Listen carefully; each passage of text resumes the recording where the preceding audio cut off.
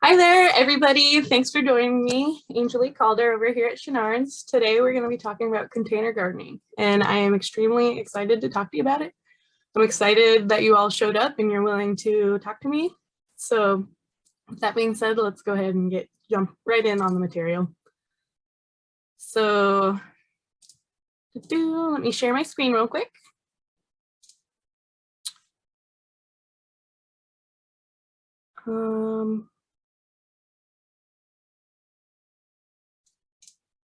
Share the screen.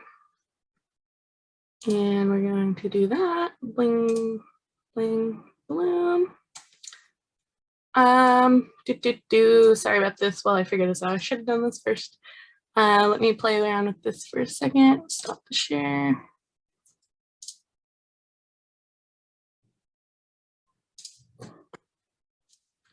Okay. I think this is what I want here. Focus mode. Okay, so okay. I think this is correct.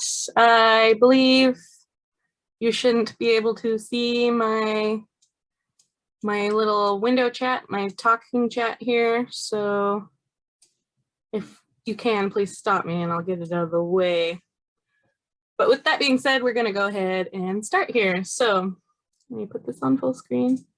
I'm assuming you can all see my presentation here and not my chat box. So we'll continue here.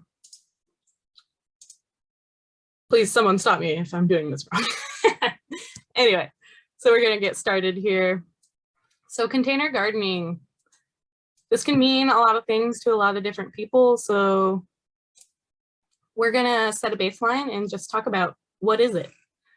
A container gardening, we're gonna consider everything that is contained, every plant that's contained, to utilize every inch of your area to make it effective and productive.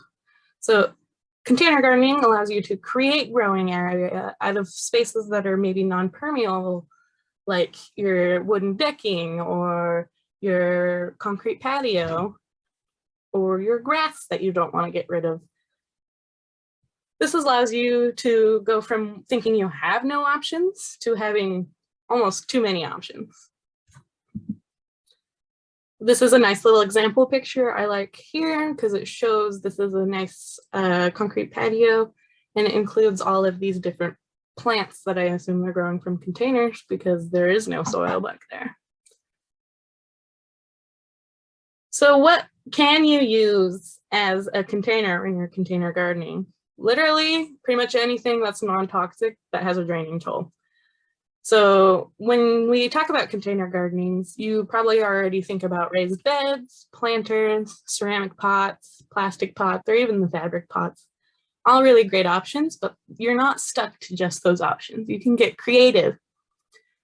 You can use things like pallets, hay bales, gutters, tuppers, tubs, toilets, old boats, shoes, driftwoods, kiddie pools. You can get creative and use just about anything. So when you're picking your container options, just always be aware of possible leaching chemicals and do your research on the different types of plastic and the ones that you should versus should not be using. So what are some pros and cons of doing container gardening? I would say there's plenty on both sides. You're going to want to keep all in mind as you're moving forward with this. So some pros includes freedom of movement. That's a huge one. If you're getting too much sun, you find you can move it. If you need more sun, move it to where there's more. If you can organize it so that it looks visually pleasing, or that you've got certain types of plants together and create a little salad garden with different pots. These small pots allow you greater pest management. There's less, it's harder for them to not only get in the pot, but it's a little harder for them to find it because pests aren't necessarily looking in these concrete areas for plants that they can eat. Another great thing is it maximizes your growing space. We already talked a little bit about that. Great thing about it is it has really great drainage, and because they're above ground, they have an earlier warm up in the beginning of spring. So you will find that you can start your garden even earlier in the spring than you can if you're doing it directly in the ground. Another great thing is you have complete control of inputs. You know what soil is going in there. You know what fertilizer is going in there, and you know what pesticides are going in there. Finally, if you change your mind and you decide that you want to do in-ground planting, just plant it in the ground. Some things like the fabric pots, you don't even need to pull it out of the pot. You can just dump the pot right in the ground and plant it right there. The cons is you'll find it can be a little bit more difficult to do container gardening because of the limited root space. You have to be mindful of what kind of root zones your plant is going to need and how you can best provide that for it. Additionally, there's no native soil. And in our area, our native soil is really great. Very high in nutrients and very great for moisture retention. So that can be a little bit of a con. You'd need to have a fertilizing schedule because there is no biologic reservoir for the plants to tap into for water and for fertilizing and for nutrients. You have to provide that for them. You're providing them with everything. Additionally, because the pots are above ground, they're warming up first. They're also subject to temperature fluctuations up and down. So this little cold snap that we had the last week, I was moving my container garden close to my house to prevent a severe temperature fluctuation down into the freezing temperatures. Another great con you'll see people have an issue with is the initial pricing. The price of these fabric pots can get a little spendy. If you're not willing to pay that, maybe finding some in-ground, some other container options, getting some creative container options, or planting in-ground where you can to mitigate some soil prices and some fertilizing prices. But most plants, you're gonna need a fertilizing schedule anyway. And it's hard to grow massive crops. So if you're looking to do corn, wheat, barley, hops, this might not be the best one for you. And the container, because you're providing it all its inputs, you're providing it with everything, it's going to take a lot more effort to make sure your plants are happy than when you just can plop them right into the ground. So, next one. What plants can you grow in a container garden? Literally just about everything. It's just the bigger, the more complex the plant, the deeper the root zones, the more difficult it's going to be, the more attention you're gonna have to give it. Some plants are more difficult than the others. Natives, they really want their native soil. They want their natural habitats. It's going to be a little bit more difficult to provide what they need. Trees, they get big. You know, their root zones are big. They're hard to manage in pots, but that doesn't mean it's not doable. And perennials, plants that die back in the winter and come back in the spring can tend to be a little bit more difficult, but that doesn't mean you can't do it. If you're just starting out and you're looking to see some success, I would recommend starting with vegetables, herbs, berries, or ornamental annuals. But like I said, you can do just about anything: perennials, natives, trees, shrubs, as long as you're willing to put the effort into it. I see someone just popped something in the chat. I'm going to read it real quick. I picked up some by the yard. My intent was to sow containers from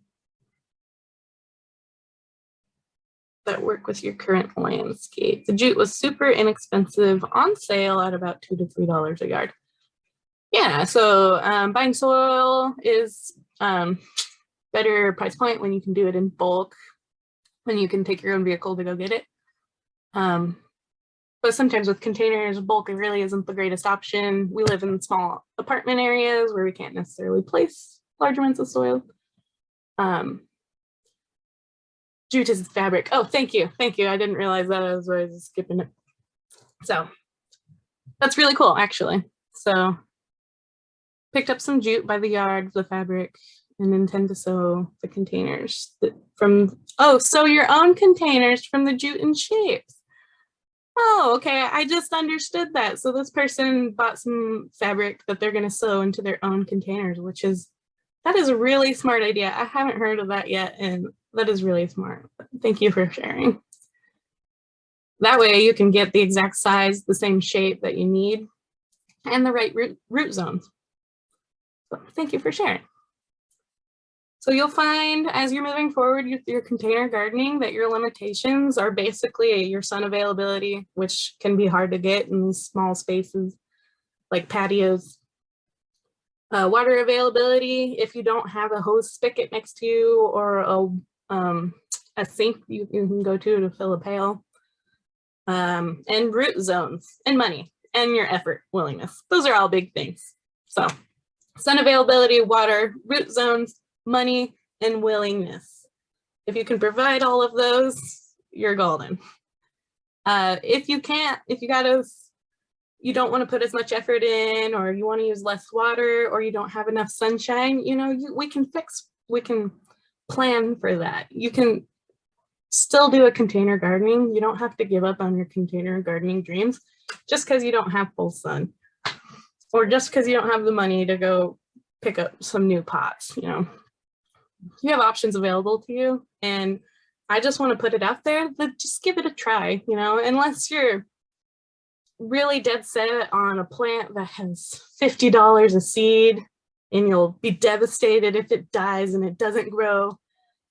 Give it a try, do what makes you happy, do what you love, just give it a try, see what works, learn from it.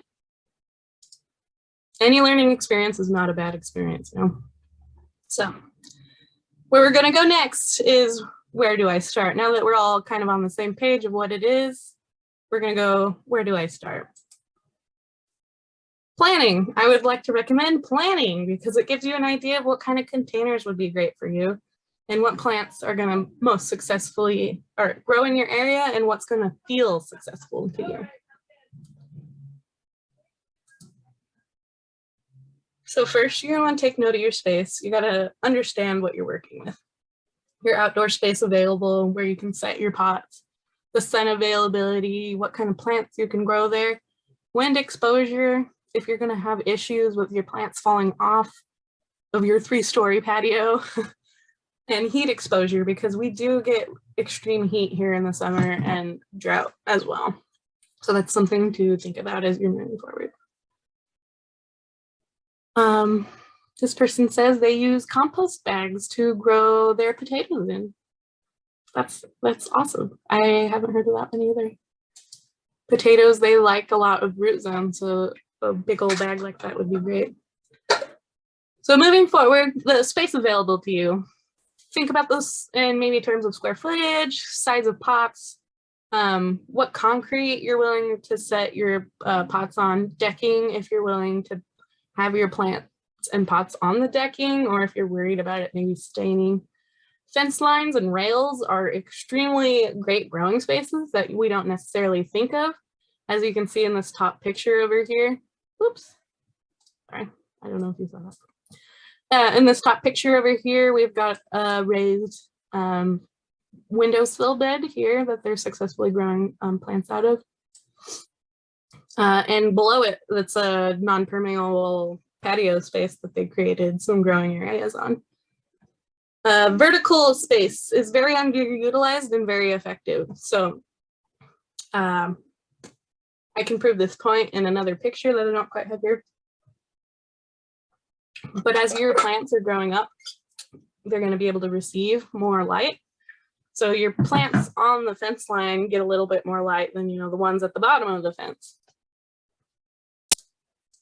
And as plants grow, like tomatoes, they grow up really fast. Tomatoes grow really tall, really fast, and they're reaching for that sunlight. So that vertical space is very important. You can always use hanging baskets to help utilize it as well. Sun availability. So this is important to think about: full sun, part sun, and shade. I've kind of busted it down into these 3 areas. Part sun, you might hear me go back and forth between saying part sun, part shade. If you really want to get technical, those can be 2 different things, but we're kind of grouping them in the same little area here. So full sun, 6+ hours of direct sunlight. Whoop, shade, I think I put the wrong greater than. I want less than 4 hours of direct sunlight in the shade is what that's supposed to mean. And then part sun is 4 to 6 hours of direct sunlight. So the best way to gauge this is to look and to observe what you're working with here. I chose these pictures. The one on the top is considered full sun, while the one on the bottom, you can kind of see some shade from the tree behind it, dappling in, covering it a bit. Well, it might actually receive 6+ hours of sunlight, you can see in this picture for the sake of argument. There's dappled sunlight here, so that could, without timing it, could potentially be part sun. So, we're gonna move forward here. Wind exposure. This is something you might not necessarily think about when you're planting in ground, unless you're planting trees that you need to stake up to prevent from knocking them over. But this is an extremely real issue with container gardening, especially with top-heavy plants like trees or vertical growing plants like your tomatoes, because they can fall. They can fall, they can break, they can snap, or they can hurt somebody. So pay attention to where you're placing them. If you're worried about it falling, anchor it, tie it up, stake it. Heat exposure. So this is pretty important in the dead of summer to acknowledge that black pots attract sunlight, so there's potential for the baking of your root mass. So on these extremely hot days, it is important to water your root mass, but do not get it on the foliage on these very hot days. When you put water on the foliage, on the needles, on the leaves, you are creating a magnifying effect of the sun rays that just allow it to really toast your plant, and it makes it much less attractive. So if you're worried about heat exposure on these extremely sunny days, consider moving your plant into a shady area for the day, for the week. Consider using stronger, thicker materials like a thick ceramic or lighter colored pots. Yeah, your plants will thank you come summer. So this is a little example of what we have kind of going on at Chenard's here. We're protecting our plants above top. At the top there, you can see our shade structure we use to prevent burning of our plants, because we have to water a lot in the dead of summer. And while these plants here might be technically full sun plants, they can't stand that magnification the water creates when in the dead of summer. So we prevent it with sun covering, sunshade coverage, and you can do the same. We sell that at Chenard's. We also have this archway here where we've planted a vine, and we have a little pot in there. That's a containered little vine, which is really, really cool. I would recommend checking it out. It's a little dormant right now, so it's not as pretty, so.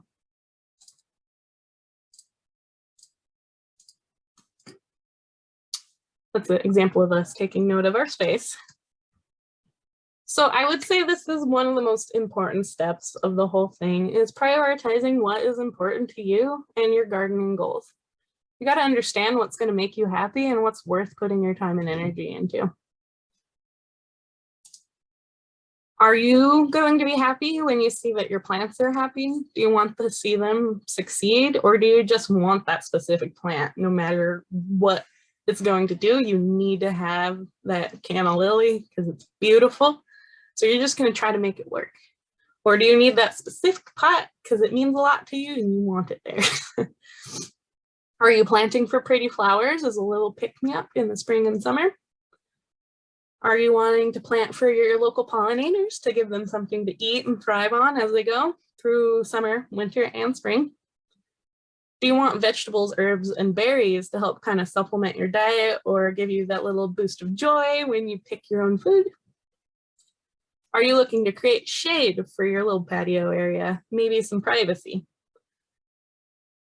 Do you want to put as little effort in it as possible, but still have some live plants? Do you want to spend as little money as possible, or is money no object? Are you able to water it? And how much space do you want to use? Just because you can put a planter there and grow something in it, that doesn't necessarily mean you want to. So, or do you want to pack as many plants in your space as you can? You know, it's up to you. What makes you happy? What's gonna benefit you and your goals? So, like I said, I would recommend this as the most important step. As you can see, I'm there. It's me modeling with my snake plants that bring me a lot of joy as a houseplant because they're extremely easy. They need little water and little attention. Beautiful plants. I wanted to put in little effort, so I got that plant and it makes me happy. It meets my goal. We'll move on here. Boop, boop, boop. So making decisions. So this is one of the more difficult steps to get behind because you have to commit. You have to make decisions. You have to pick your containers. What container are you going to use? Again, as I mentioned earlier, always ensure that they're non-toxic for food production. You're gonna maybe want to make sure they're non-toxic for plant and flower production as well for your local pollinators and your plant health. When you think about container gardening, you're probably thinking of this traditional route here with ceramic pots, terracotta glazed, and outdoor specific. Your hanging pots, as you can see there at the very top picture, it's a very great way to utilize that area that you wouldn't even consider for growing. Wood for raised beds or little pots, wooden pots. Wood is great. It can biodegrade after the years, can absorb water. And raised beds, it takes a lot of soil to fill those raised beds. However, they're easier on the back. Look at Andrea in that second picture to the bottom, how easy it would be to weed that versus weeding something on the ground. And they can be considered a little more semi-permanent because you wouldn't want to pick that up, remove the soil every year. But maybe every 5-10 years wouldn't be so bad. If you're moving every year, I would recommend something that you can pick up and just go with. So that's, and if you're looking to save some money, think about going this cost-effective route. Plastic pots, they're not always as attractive. They don't always last as long, but they're cheap and you can recycle them. We sell recycled pots at a reduced price here. They're black, they're unattractive, but they work. Fabric pots, that's a big favorite of mine is these fabric pots. They're lightweight, they're easy to move, they're biodegradable. So if you want to plant in the ground, go for it. And they're good for many seasons. Because they're biodegradable, you would think they wouldn't last that long. I've had mine for 3 years. And they're still going strong. I still can lift it by the handles. It still holds all the soil. It's really a really great product. And those are in the bottom picture there. We have tons of different sizes. We even got a fabric raised bed that's bigger this year that I'm excited about. Or you can get creative. Recycle things that might be trash that you wouldn't think about growing in before, like your tuppers, jugs, cans, hay bales, or broken pots. There's a lot of people out here making really pretty like fairy type gardens with broken pots. You can upcycle things that you wouldn't even think about using as a container, like a horse trough, wine barrels, buckets, and gutters. Or you can just go off the wall, and who knew you could even use that, you know? Shoes, toilets, boats, and kiddie pools. Who thought of that? And why does it work so well? Get creative. Like I said, this person wrote up here, they're sewing their own containers, fabric containers. It's so smart. You can literally use anything. Just beware of your toxic chemicals. And then this next one's a little bit heavy. Picking your plant. It's yeah, hold on.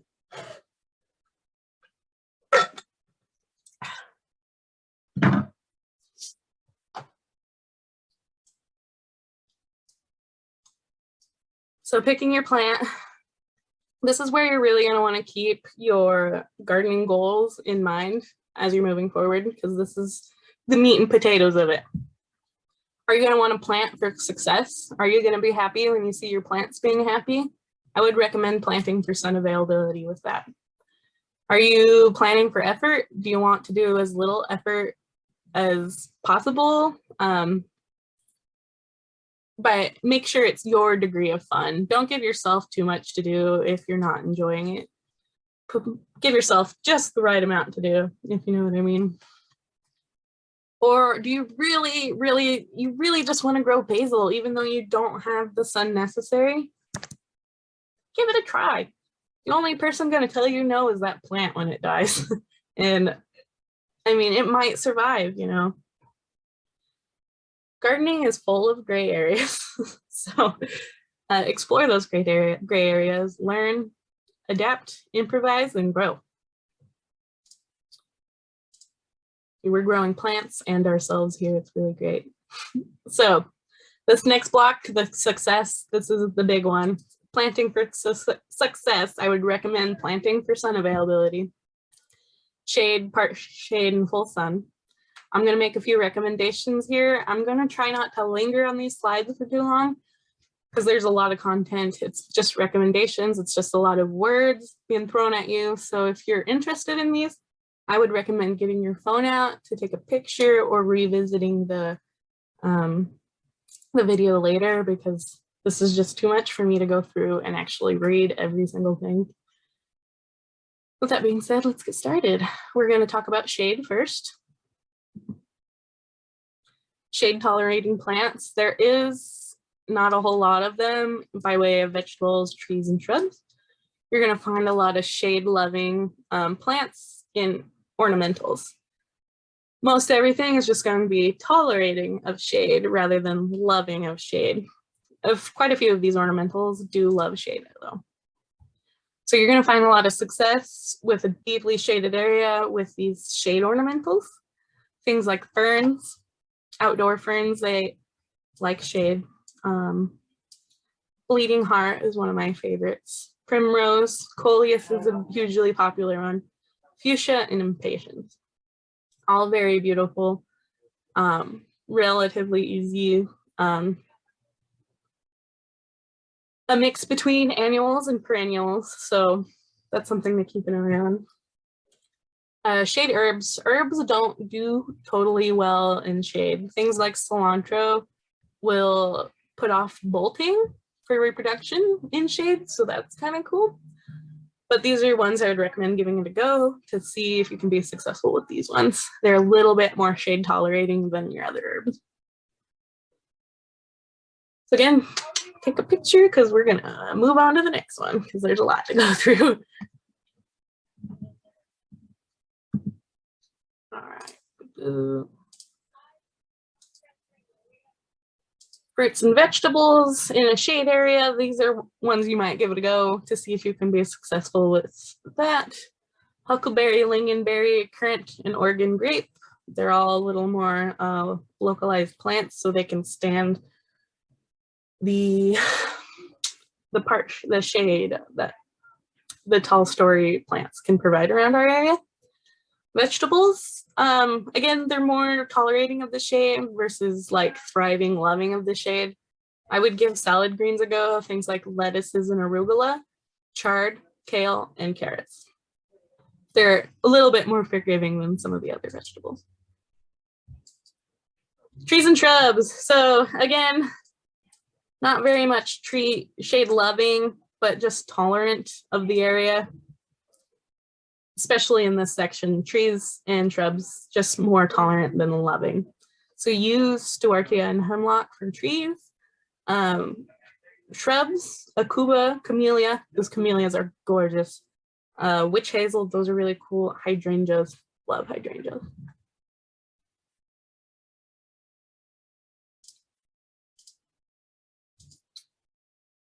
Alrighty. Part Sun is where we're going next. So this is probably what a lot of you will find that you have. This or Full Sun. Boo-boo. Again, we're still only tolerating in this area, not a lot of parts shade lovers, except for with your ornamentals. So let's go on. Partial shade ornamentals. You'll recognize words like lobelia, columbine, milkweed, and Daphne. Daphne might also be a shrub. So these are ones that I would recommend trying in these areas. They're gonna do well. It's not the only ones.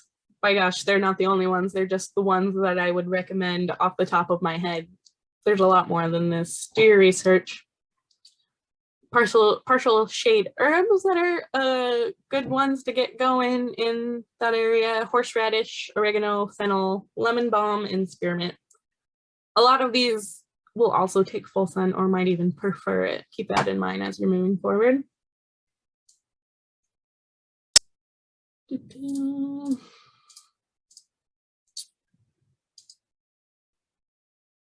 Fruits and vegetables. This is a fun one. So this is a little more fun, a lot more than the last one you can see. So onions, potatoes, peas, beans, cauliflower, broccoli, salad greens, and mustard greens. Those are all a little bit more forgiving vegetables that you can do in your vegetable garden with only a partial sun. Fruits: goji berry, rhubarb, figs, citrus, blueberry, day neutral, strawberries, cranberries, and kiwis are all good ones to kind of try to give it a go. Again, a lot of these are just tolerating of this area and might actually prefer a full sun. Trees and shrubs: your white firs, incense cedar, boxwoods, arborvitae. And shrubs: aronia, abelia, euonymus, boxwood. All very beautiful, really great for containers.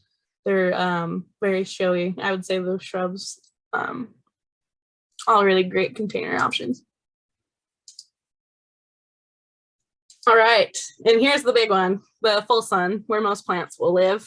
Beware of sun scalding when you're watering. Don't get the water on the foliage. And you can train your plants vertical, like I mentioned earlier, to kind of reach for that sun. So full sun ornamentals, as you can see, the lists are getting longer. Sedums, they're fun and easy.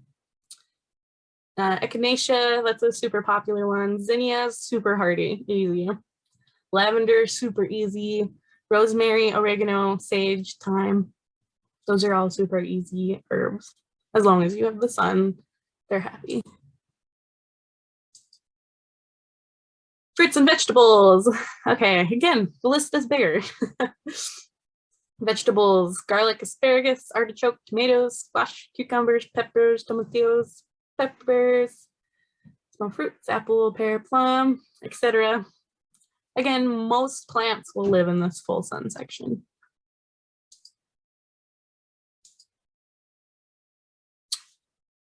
Shrubs: your roses, butterfly bushes, heathers, rock rose, manzanita. Crepe myrtles, also, they're not going to flower unless they get full sun. A lot of these are the same things. The vegetables, fruits, vegetables, trees, they're not going to really want to produce unless they get their ideal sun availability. All right, that wasn't as painful as I thought it would be. I hope that provided some insight. Next, we're going to talk about effort. And these are the ones you're going to pick if you're wanting to do as little possible, the easy peasy plants, as little effort as possible. Do you have fun taking care of these plants, or do you just kind of want a live plant there without having to do too much? Can you trust yourself to water, to deadhead pretty flowers so they put off new ones, to treat for pests when you come across them, to prune the dead stuff out? Are you willing to do this? If not, consider these easy peasy plants like succulents, The hens and chicks, you just pretty much throw them down and they take off. The succulents, all of those are really beautiful. The ones that flower, your pollinators love. Ground covers are also extremely easy to take care of. You're going to plant them there. They're just going to want to take off. Additionally, I would put in this section that I missed would be the full sun herbs, because they're relatively easy. Things like lavender, they don't want too much water. You don't really have to deadhead it unless you want to keep the lavender in your house. Other than that, you can just do a hard deadhead at the end of the growing season. So these are all your easy peasy plants. If you're looking to put some effort into it, you enjoy deadheading, you like the smells, you like the fruit, the vegetables, these are some of the things I would recommend, like your lettuce, your onions, the herbs, like I said, the lavender, rosemary. Take a little bit of care, not too much really at all. Ornamentals like pansies, million bells, the calabricota, super gorgeous, but they're gonna wanna be deadheaded every now and then to help really push off new blooms. Strawberries are super easy, and container stock blueberries, all super easy for taking care of in containers, but still requires some care. So more involved, these are the guys you're really going to want to be dedicated to if you plant. They're going to require a strict fertilization schedule, pruning, watering, and overwintering care. Things like citrus trees, fruit trees, tropical plants, and native plants, which can be more finicky in a pot. These are your more advanced type plants.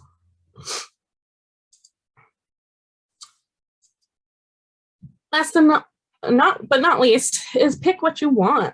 Most importantly, make it enjoyable for yourself and not a chore. You're investing a lot of time and effort into these. Make sure you're not going to hit yourself every time you go out there to water. Also acknowledge that you will have mistakes, and that's fine. This is where we learn. This is where we grow.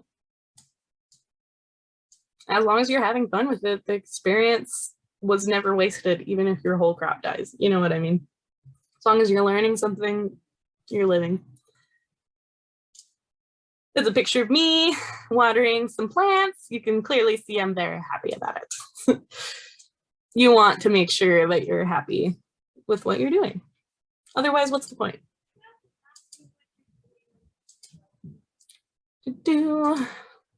All right. That was a big one. So now even a bigger one. How do I keep it alive? Before we totally go in here, I would like to point out the background of this. This background is a container gardening done by one of my coworkers. Here you can see she's using recycled pots. She's using bonsai pots. She's using plastic fence pots. And she's using tubs and tuppers. She's using literally everything that is available to her in her tight little spot that doesn't have much sun at all. You can see there's a big oak tree behind here. So that's dappling a lot of her sun. However, she put enough effort and care into it, and enough effort and care and training. This is a squash that's growing vertical into the sun. This is a tomato that grew about 13 feet tall. Your things can survive. Don't write it off. Just give it a go.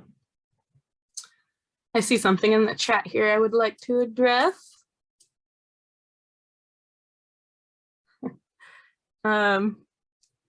Guilty of murdering many container strawberries.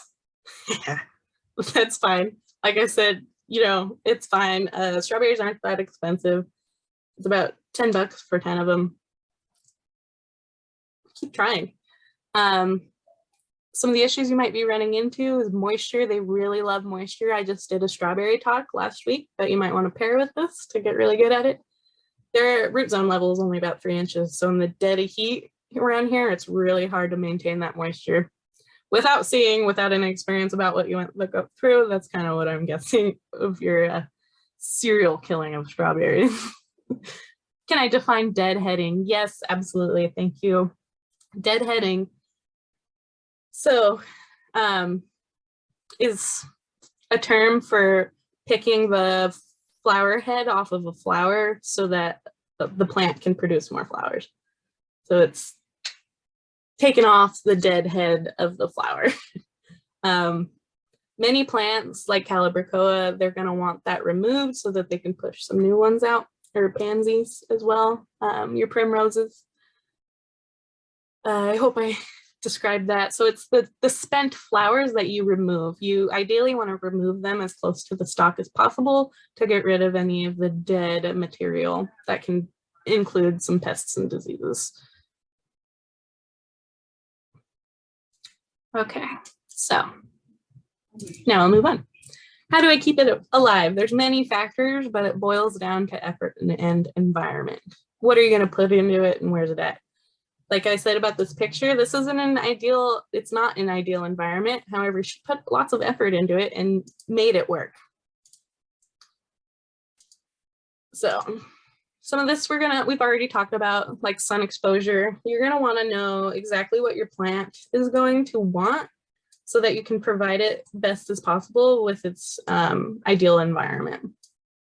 While it's not always possible, you're gonna wanna do the best you can. Provide it with as much as possible. Use the bottom fence lines as shade. The top of them is sun. The near your house will have less sun than the middle of the yard. White walls can also bounce off light and create more sunny areas next to your house. Feel free to push your plant's limits, but acknowledge that this could be at the cost of production and health. Notice negative symptoms like yellowing, legginess, and defoliating, and kind of mitigate any issues you might be seeing by trying to move it to a little bit sunnier of an area. Also beware of too much sun. So this plant right here, this is a sun-loving plant.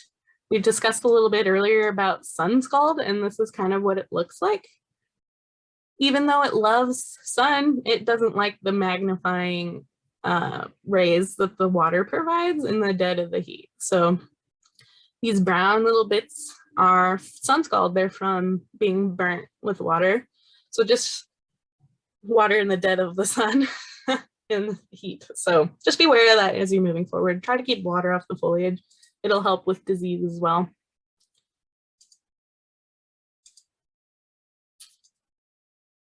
Soil needs. So as I mentioned before, you're giving your plant literally everything it needs to be a plant. So you're going to have to provide it with great soil to make sure that it's got a great step forward. I see something in the chat here. Sorry, I got distracted. Do I recommend any apps, websites to identify issues with plants and how to nurture them back?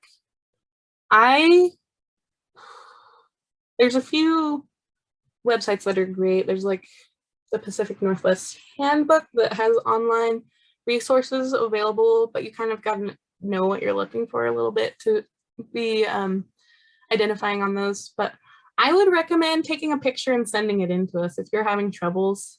Bring in a sample. We at Chenard's, your success is our priority. So we're really willing to drop everything to help you figure out what your issue is and help mitigate it. That being said, a little bit later in the this presentation, I do have a little bit of a Venn diagram that I created. It's a little bit funky, but it might be helpful. So I'll make sure to point that out later.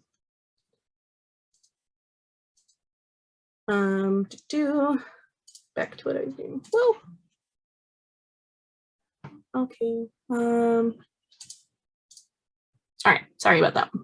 Root zones. I mentioned earlier, root zones is a big limiting factor. You're going to want to make sure you're putting the right size plant in the right size pot.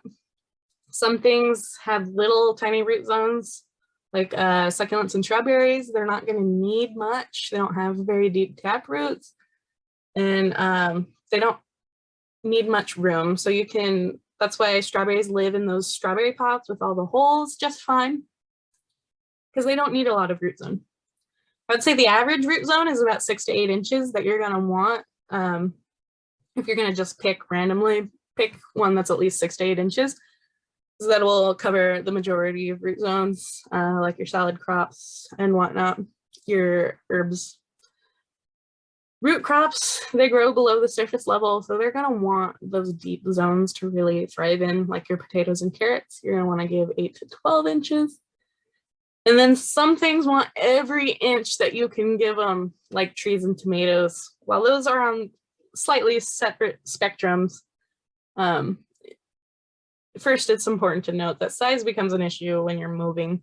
When you plant a giant tree in a giant pot with a lot of soil, it's going to be very difficult to move it. It might become its permanent location, you know? So trees, they're going to want every inch you can give them, but you're going to really want to upsize them pretty gradually to prevent them from getting too big, too fast. Things like your tomatoes, that's a one season crop, you want it to get as big as possible, as fast as it can. So tomatoes, go ahead and plant it in a big pot. Trees, start small. Everything's going to want well draining soil with water retention and nutrients, just about everything. Cacti, succulents, and citrus, they just want the well draining with frequent watering, or infrequent for the succulents, for the citrus, don't mind that. So these are the 2 potting soils I would recommend. The potting soil here, that's a really great basic potting soil for just about anything.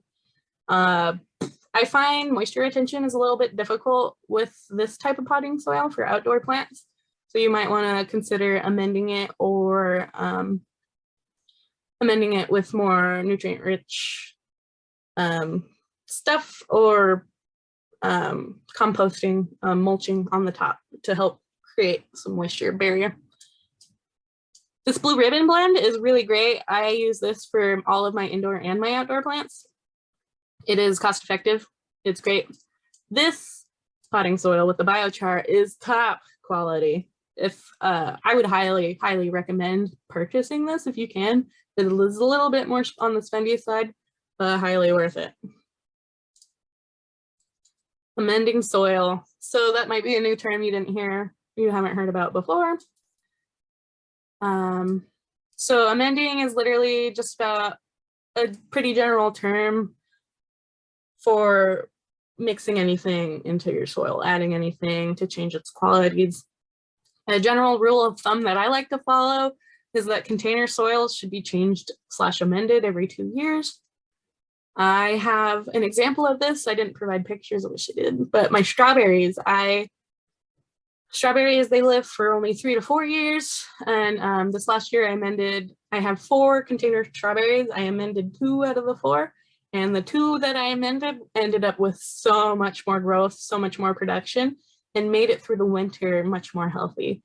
The 2 I didn't amend, I might have to pull this year and say goodbye. You can increase your drainage of your pots for plants that love drainage, like your citrus and your succulents, with rocks, perlite, and sand. Moisture retention is a big issue with your container plants. You can fix that with peat moss, compost, and worm castings. I really like our purely compost, as it is fully composted and very healthy for your plants.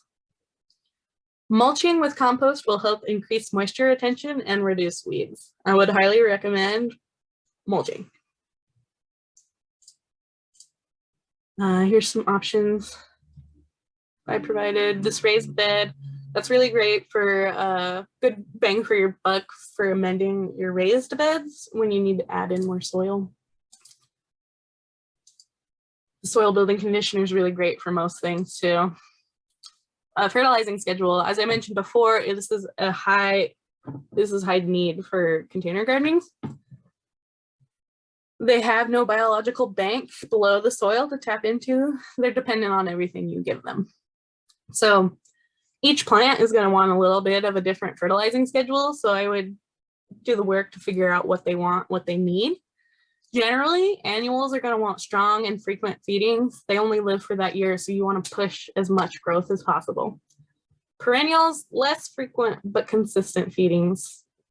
How you take care of them in the summer is going to dictate how well they take the winter. Berries, they want specific feedings, or they want feedings at specific times because they're putting off production in the summer, so they want to be fed at the right time to hit that production really hard. And trees, they don't want too much, but they want it consistent.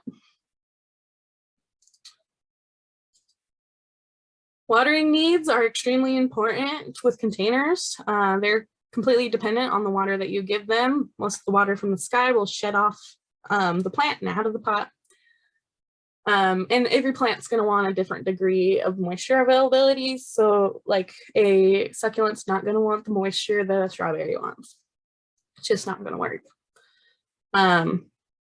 It's not a one-size-fits-all formula. I'm sorry, but it's not. I'd recommend watering at your root zones to prevent any moisture issues you could run into on the foliage. Beware of drowning your plants when you have no drainage holes.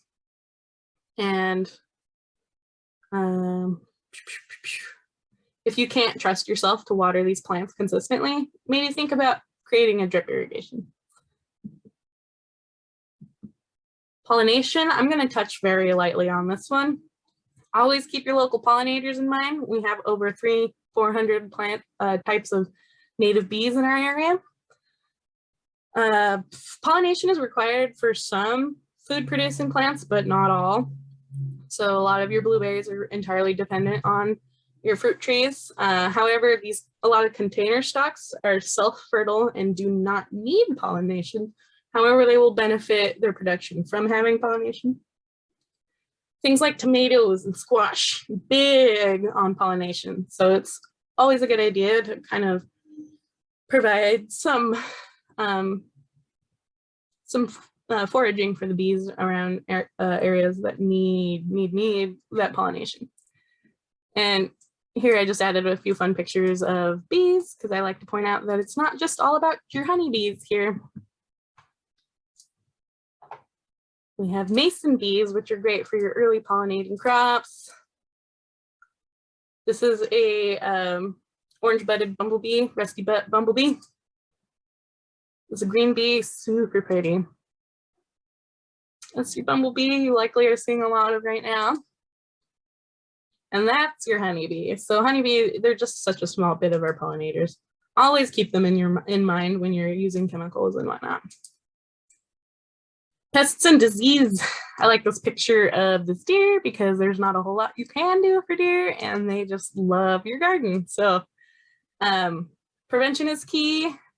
Animal deterrence, keeping them off your plant, not letting them realize that there is a delicious plant there to begin with is a great idea. Always practice crop rotation in your soil, in your containers, and in your location is always a good idea. This helps prevent pests and disease that have already found your plants from finding the next round of plants. So don't plant a strawberry in the same strawberry pot for 3 years. Plant some other types of plants in there, some annuals or some onions or potatoes. Maybe not potatoes. Potatoes are nightshade. I think nightshade and rosaceae, they kind of are the same. They share a lot of disease and pests. So you're going to want to keep your crop rotation separate from different families. 3 years is the recommendation. Insect pests, you'll see a lot of slugs. That's my biggest issue with container gardening. I like to use Sluggo. It is organic. It's easy. It doesn't hurt your pests or your pets. And make sure to not use systemics on your edibles. You don't want to be eating chemicals. Again, always beware you're using your chemicals correctly and you're not hurting your local pollinators. Disease and fungal issues are less of an issue in container pots when you keep up on pruning. Don't water the foliage, but if you do see it, go ahead and treat with a fungicide as recommended on the bottle. We always recommend to clearly identify before you treat. So if you don't know what you're working with, send us a picture and bring us a sample and we'll help you figure it out. Because if you're treating, you might not be treating the right thing. And this is what I recommend, or what I talked about a little bit earlier, my little Venn diagram that I created. So there's a lot up for argument in here, but this is pretty general. The issues you're going to be running in with your plants are either going to be coming from pests, disease, or environment. I find a lot of it is environment. A lot of it is what you're doing to the plant and what you can provide to the plant.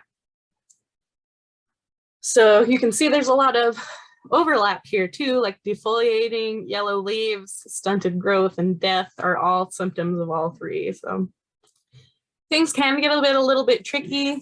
It's hard when you come into the garden center and say, my leaves are yellowing. Well, that could be a factor of many different issues. What's best here is to use your problem-solving skills. Think about what you're doing to this plant and if it can cause that, and if not, is it one of these other two things? You can take a picture of this, or I'm working on trying to get this printed out. If you have pictures, you can always send them in to info@chenards.com. Overwintering plants. Sometimes during the summer, we'll bring out plants from our house that like to vacation outside for the summer, but will die in the winter. These are things like your Boston ferns, your citrus, or your tropicals from your house. Non-hardy plants will die in our area. Citrus, avocados, houseplants, and tropicals need to be transitioned back into the house. You can then experience some sort of transplant/transition shock. Lack of sunshine, because we just cannot provide what the sun can inside our house that it can outside. Moisture issues, because it's a lot more moist in our house and the sun is gone. And pest issues. You might be bringing in pests to your other houseplants, so just be aware of that. Navigating dormancy. Prune your dead, unwanted branches, which depends on the type of plant, when and where you'll do that. We have more information on that on our website. Dormant sprays. This is a great time for spraying to not hurt our local pollinators. It's a great time for transplanting, getting into your roots, seeing how healthy they are, if they need trimmed. In dormancy period, you need less water, less fertilization, pretty much no sun, and these plants are ugly. So go ahead and move them back to where you can't see them. Just forget about them pretty much for the winter. Mulch them so they're keeping out the weeds and keeping in the moisture. And I provided this picture here, dormant, not dead. That's what a lot of them look like. So. That was a lot, but we made it through it. I'm so glad you guys came in to talk to me about it today. I would love to hear more about what you guys are doing, the creative things you've come up with, what you've had success with, and what you might recommend to somebody new. Again, you can email me, email Chenards at info@chenardsgardencenter.com. You can send in pictures of your pests, your disease, your plants, and we'll help you figure out what's wrong with them. Again, thanks for joining me today. If you have questions, you can go ahead and plop them in the chat now or unmute yourself and we can go ahead and start a discussion if you'd like. If not, thank you all for joining me and I'll see you next time. Happy gardening.